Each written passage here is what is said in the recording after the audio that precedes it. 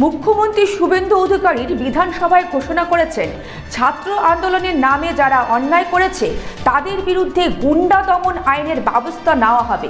ছাত্র আন্দোলনের নামে সেদিন সাধারণ মানুষ ও সাংবাদিকদের উপর যে তাণ্ডব ও অ্যাটাক হয়েছে তার শাস্তি হবে।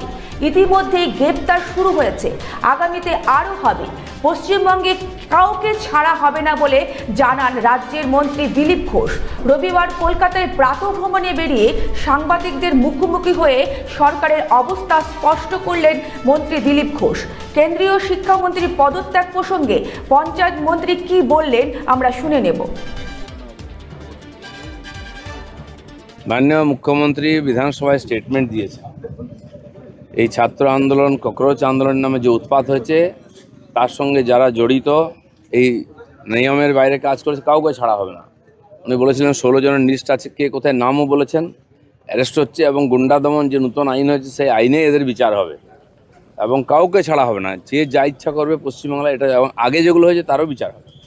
আন্দোলন হচ্ছে, সরকার যেটা ঠিক মনে করেছে, মাননীয় নরেন্দ্র মোদী আছেন, তিনি মনে করেছেন যে পদত্যাগ করার দরকার আছে, তো করেছেন। সরকার সব রকম চেষ্টা করেছে, কথাবার্তা বলেছে, অনশন ভাঙার জন্য মাননীয় নাড্ডাজি নিজে গেছেন হসপিটালে এবং বারবার মিটিং হয়েছে।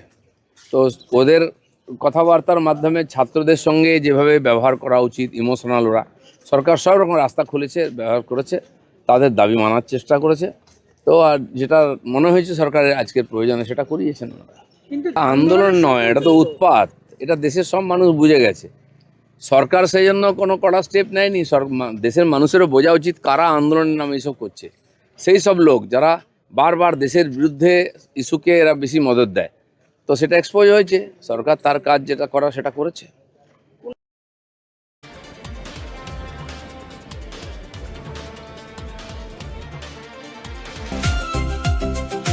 ভারত টিভি, আস্থার আওয়াজ। উকি মারেন কেন কর্তা? কে বলে বড় মাছের স্বাস্থ্য দেখে শরীর খারাপ লাগে বুঝি?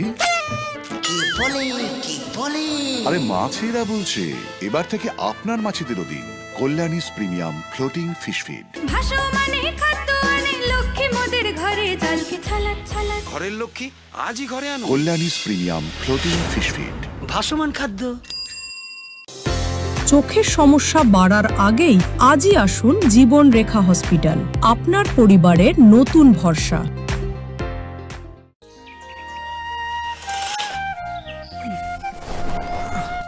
হ্যাঁ রে, তুই নিজেকে কি সুন্দর ফিট রাখিস, তোর বরকে রাখতে পারিস না? তোর দাদা জেনেছে nature pure rice bran oil দিয়ে রান্না করলে শরীর এমনি সুস্থ থাকে। হ্যাঁ, সে তো ঠিকই। শরীর চর্চার পাশাপাশি ভালো তেল দিয়ে রান্না করাটাও জরুরি, আর সেই জন্যই আমার একমাত্র choice nature pure rice bran oil. শরীর সুস্থ রাখার জন্য আমার পছন্দের সেরা cooking oil nature pure rice bran oil, সম্পর্কে স্বাদ এনে দেয়। ভারত টিভি, আস্থার আওয়াজ।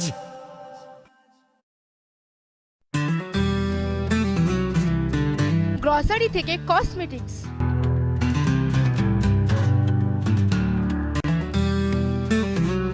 আপনার যে কোনো প্রয়োজনীয় জিনিস পেয়ে যাবেন একই ছাদের তলায়।